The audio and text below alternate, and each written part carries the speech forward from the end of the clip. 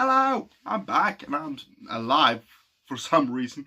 I've been reading about, 19 hours a day now for the last 2, 3 weeks. And especially this last week, which is why I haven't gotten myself recording a single episode. I did some recordings earlier today, but those are still not done, and it's been 4 freaking hours since I put them into rendering. I put too many videos into the render at the same time, and so my computer crashed, which is not fun at all. I now need to let it cool down a bit, and yeah, I'll continue to put those videos out as soon as they are done, and yeah, you get the idea. But during this last week, when I haven't been very active on neither social medias nor, making videos properly, that's just been because I haven't been up for it, and also when I'm not up for anything, I'm just calling myself reading and reading and reading. And I've been now through a few thousand pages of just academic papers along with some books about autism. And, what I figured so far is that, I have one idea of what I'm going to do with my life when this course simultaneously is over, and that is, okay, I can have lectures that is, I just talked myself through a 4-hour lecture earlier today just because I was that interested in the subject, which is autism in itself and how different we all are. And so there's so many people that needs to know about this that I don't really know exactly where to begin. I do know that I really want to start with, teaching the teachers of exactly how do you really, teach someone with autism. Well, the simple answer is you have to make yourself aware that they are not that different. They are still human. We are all humans, and you just have to try and make a curriculum and try to just change your teaching method, because what is a teacher if you can't change your method of approach? I would say very bad at the job, because thinking on your feet is something that you both need in setup and in teaching, because not every student is alike. Very few students are alike, and so you have to be able to teach your approach quite fast. Not to mention, or when it comes to pupils with autism, we often have some specific ways that we learn very easily. One, if we're very interested in the subject, we will grasp every bit of knowledge about it. Two, if you manage to pique our interest in one aspect of the literature, you could easily transfer that to something else if you just make a tiny little connection there. For instance, if I was very interested in geometry, for instance, but not as much in algebra, for whatever reason, if you could paint me a picture, if I'm very visual thinking, or if I'm very text thinking, if you could just put that geometry into words, and so, I would learn a lot faster that way. Because if I think in pictures, or thinking words, or thinking binary code for some instance, or like a computer, or whatever form, then if you just managed somehow to make those things correlate with how I visualize or think, I could be learning way faster. Like now, for instance, if you presented all those thousands of pages that I went through just because I was interested in that, a bit different, just tiny bit different, and I would have no idea how to grasp that information. Like, what I've been reading right now is, for a lot of people it seems very dry. It's just academic bachelor's degree theses and research notes. But for me, it's like I get a grasp of humanity and of us as a group in a totally different manner, because I'm interested in it, and just like I can walk through those like it was nothing.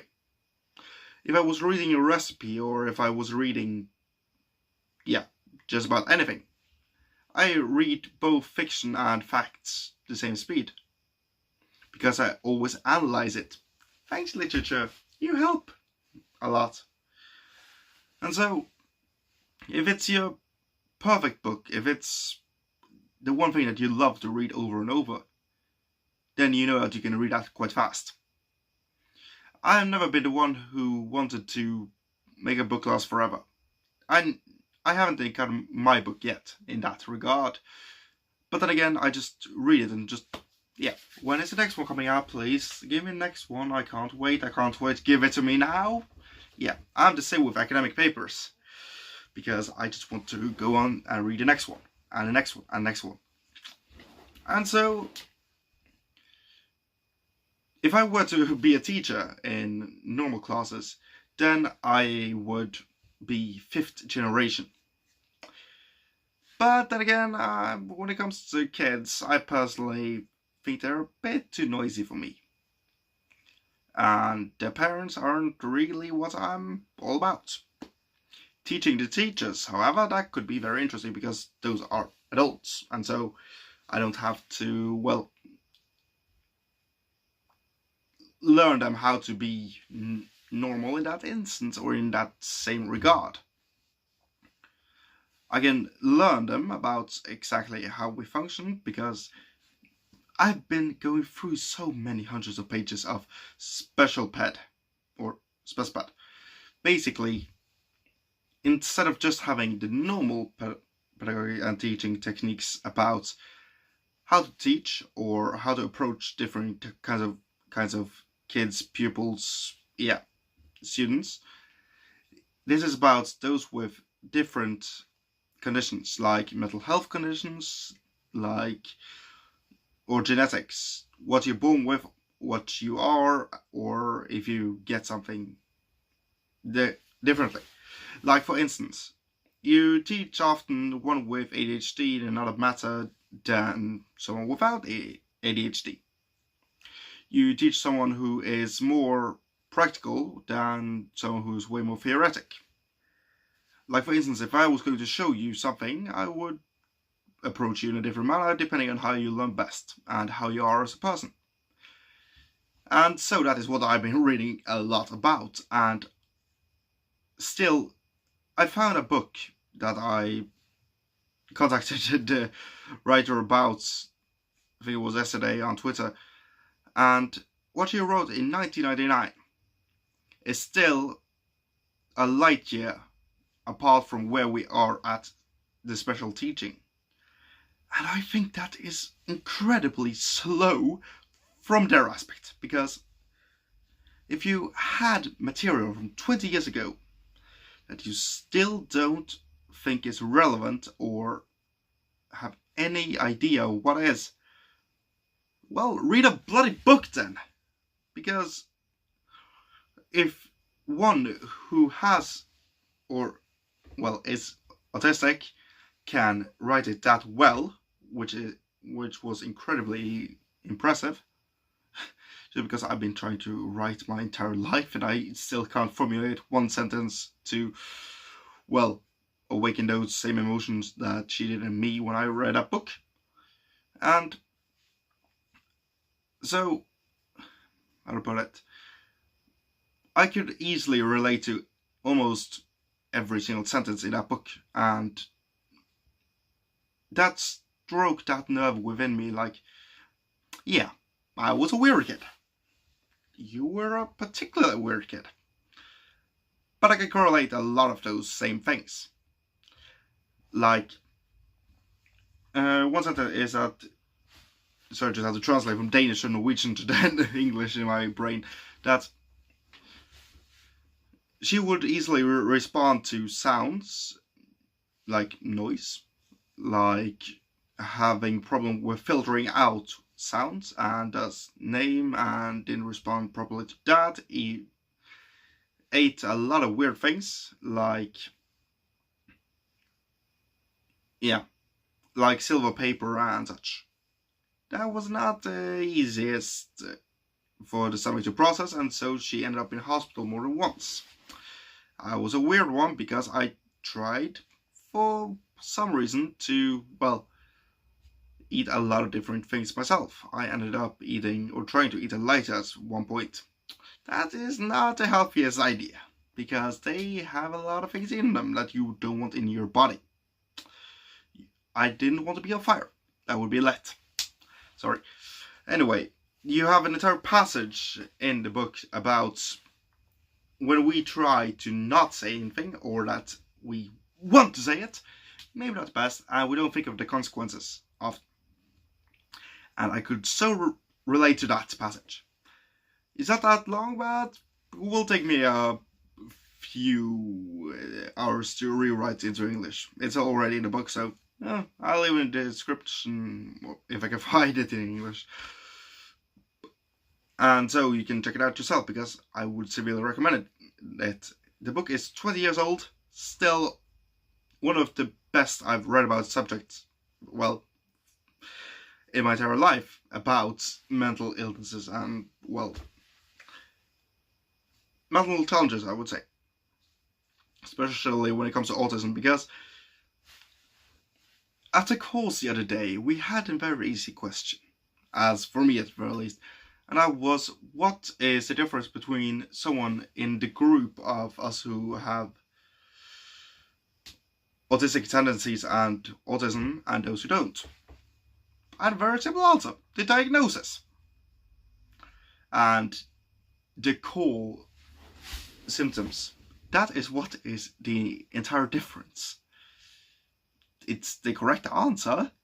Maybe not the answer you're looking for. Maybe you're looking for a bit longer answer, like 50 pages. I could easily write you that, but that is the most concrete I have. That is what separates us. Easy enough. There is a lot of very small things. But the core symptoms, depending on how high or how severe those are, you can easily be in the group with, for some reason they call it low functioning autistic, high autistic, normal, and high functioning autistic, where you can find Asperger, which is a very, very bad difference. And now they're going to change it, at least here, to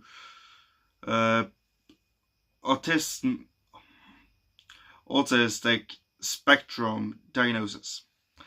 That is a bit better, at the very least, because you begin with the core symptoms, and then you got the extra symptoms, where there are a lot of, not only on the autistic spectrum, but also not including bipolar.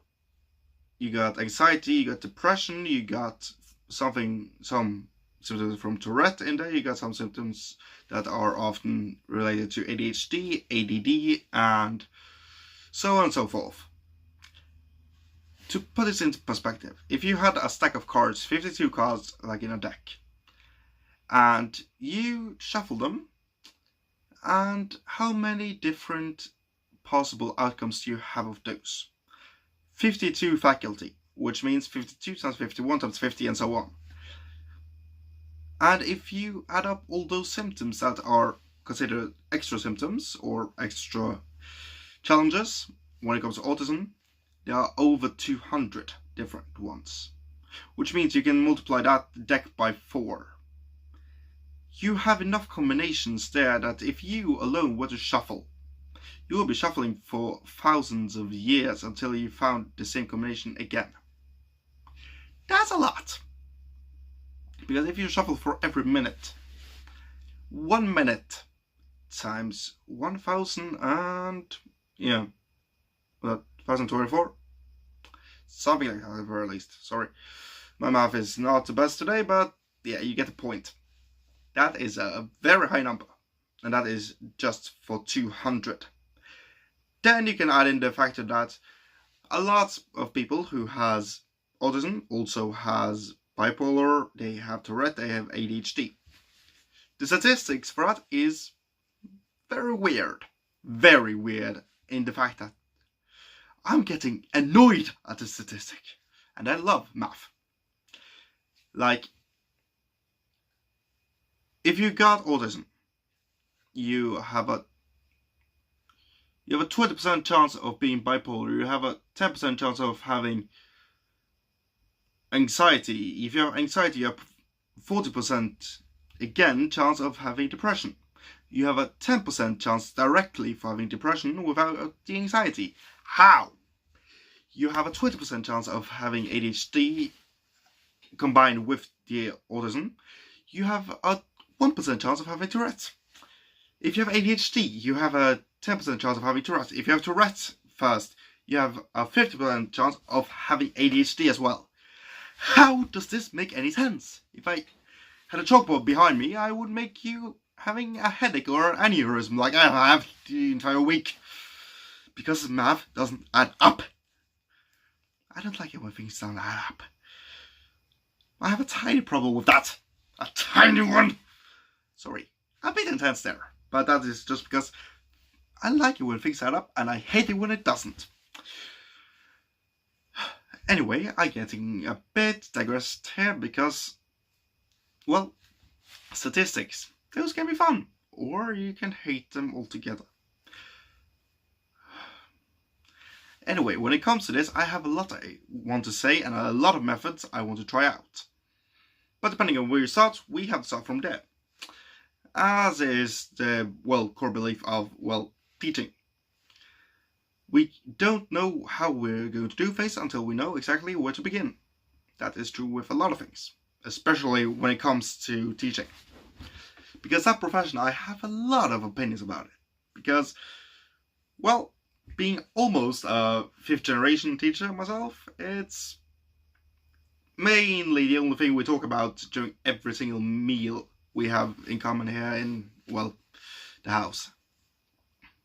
And so I really hope that that you had a good teacher if you have autism, because you really need that often. Because here you have 3 different things that often happens if you have a learning problem or learning disability or what you want to call it. I don't want to call it a disability. Sure, you have some issues. So what? We can work around them. But that is one of the things I really want to talk about. Basically, 1, you're remaining in the class. And nothing else changes. Nothing changes at all. Well, depending on your symptoms and depending on how you are as a person. If you can't handle noise and it's a noisy class, then we have to fix that. If you are being bullied, like many are, for being different, of course we have to change that. We have to do whatever we can to prevent that. Because being a bully, no. Is my opinion, just no. Being taken out of class. Well, do you want to be bullied? Of course, it's understandable sometimes, but then again, maybe not the best for socializing and trying to learn the behavior of others. It may not work if you're not in the class with them. And 2, kids are very mean, often. And so, if they see someone that is not following their rules or their norm, they will pick on them very easily. Or just don't give a crap about them at all. What is the worst? Either being picked on or being completely ignored for the rest of your little life. I've been on both sides. I would say that it's a 50-50 split. If you have caught yourself thinking that if I just disappear, no one would notice, that is a horrendously bad thought. And then the 3rd option, which I would assume is better, is a combination of getting help both in and out of class in a manner that the teacher knows exactly what you need. That's often what they do. And the possibility of being taken out of class on a very subtle manner, like no one is going to notice. Then again, that's very hard if you don't understand what autism is and isn't. And that little thing, what it is and what it isn't, not to just push on or not to overwhelm someone with the facts. And also the stereotypes, because this diagnosis comes with a lot of baggage, a lot of abilities or faults that people just tend to give you, the stereotypes. Like when I say, because I'm an open person about this, and I tend to be that for the rest of my life, like, hey, I got autism. I'm not amazing at some things. I may be at some things, I don't know yet.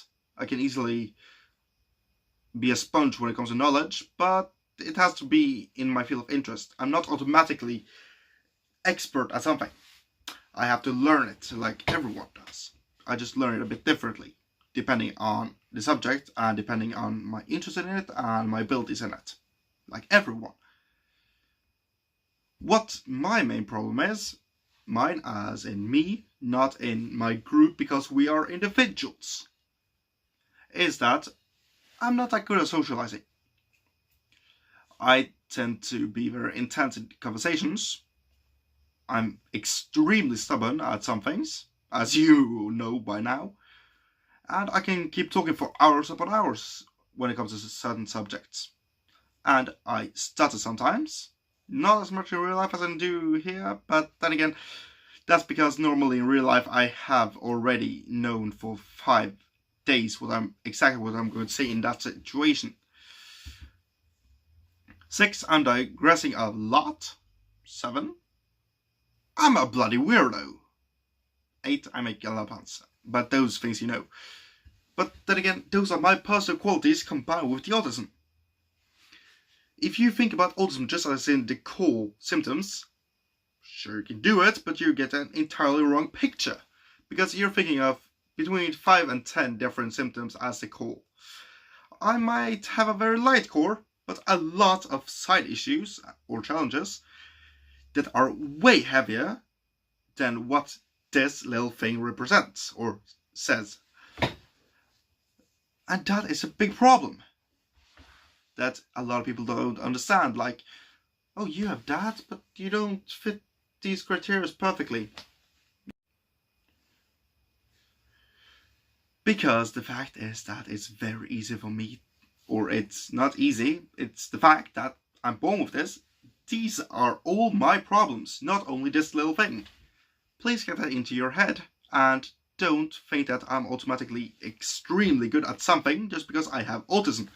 That's not how it works. If it did, I wouldn't have that big of an issue. Or rather, financial situation.